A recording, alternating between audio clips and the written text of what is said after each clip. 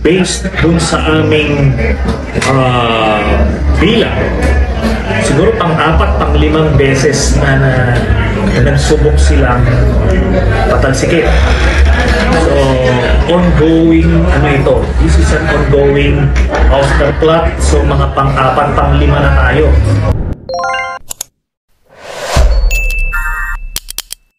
Ang revelasyon ni dating Senator Antonio Trillanes IV ng kapanayamin nito ng media. Ayon dito, habang paparating ang petsa ng ika-30 ng Hunyo, mas natin makikita ang pagsira ng mga taong ibig ibagsak ang Marcos administration, kung saan binanggit pa niya na ang ginagawang Senate hearing tungkol sa PDEA documents, kung saan sabit din dito ang pangalan ni PBBM na may kaugnayan sa druga.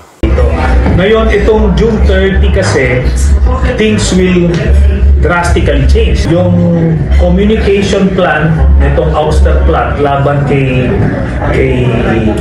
President Marcos includes itong hearing na ginagawa ni Bato de la Rosa.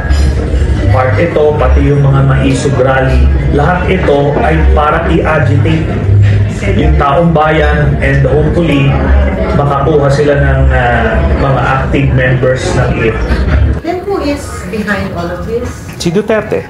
Si former President mismo. The attempt to oust yung mga ouster plots, who could be the brains behind it? Who's initiating all of this?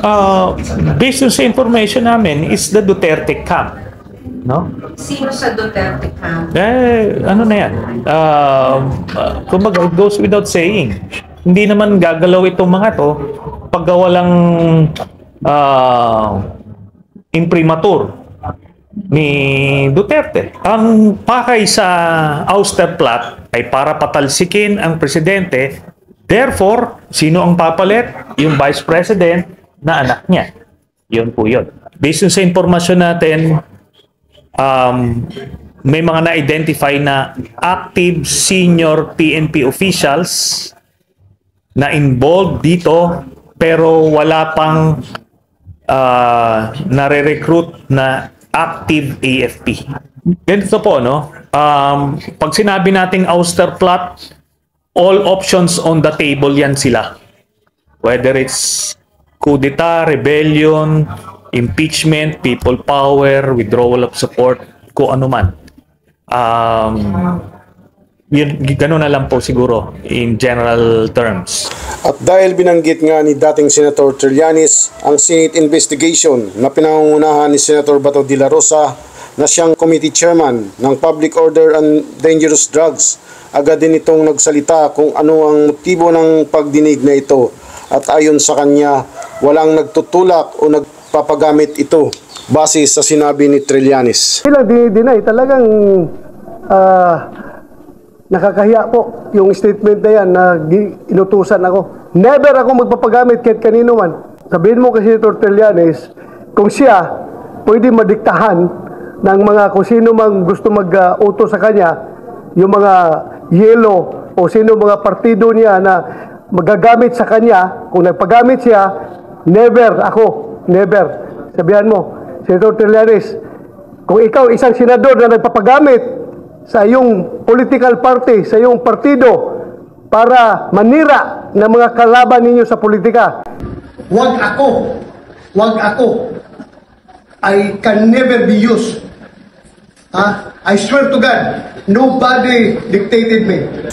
Ngunit ayon naman sa Pangulong Ferdinand Marcos Jr., tiwala pa rin ito na walang sangkot na opisyal ng PNP at AAP sa sinasabing namumuo na destabilisasyon laban sa Marcos administrasyon. At kaugnay sa sinasabi ni dating Senator Antonio Trillanes IV, hindi rin anya kailangan sa ngayon na magtandak ng loyalty check sa ating kapulisan o kasandaluhan, lalo na sa hanay ng mga opisyal, at may panawagan ito na manatiling profesional at tapat sa kanilang sinumpaang tungkulin para sa bayan.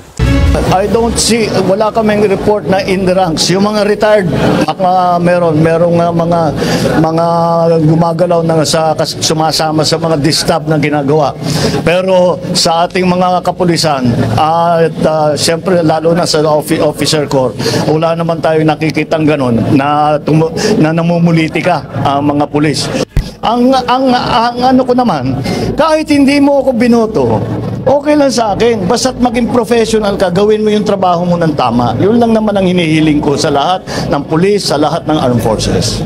Samantala, ayon nga kay news anchorman Mike Abi, meron daw lumabas na pahayag ang Pangulo na tila ito isang bulkan na kung kanyang analisahin ay parang umiinit na ang Pangulong Marcos. Yung pong sagot ng Pangulo na professional liar or hulugan bayarang testigo, hindi po yun kumakatawan lang kay Morales.